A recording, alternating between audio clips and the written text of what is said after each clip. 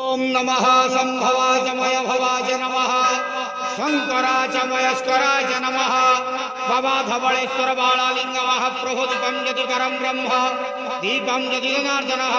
दीपहरति मे पापो पूजादीप नमस्तुते अहे धवळेश्वर बालालिंग महाप्रभु संसार सुखी रखंतु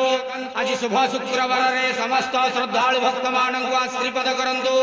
मनस्कामना पूर्ण करंतु कर्म क्षेत्रोन्नति करंतु गृहरिष्ठ खंडन करंतु जगतर मंगल करंतु विश्वर कल्याण करंतु आपण नाम प्रकाश करंतु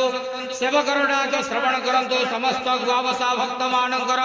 मनस्कामना पूर्ण करंतु बाबा धवळेश्वराय बालालिंगाय नमो नमः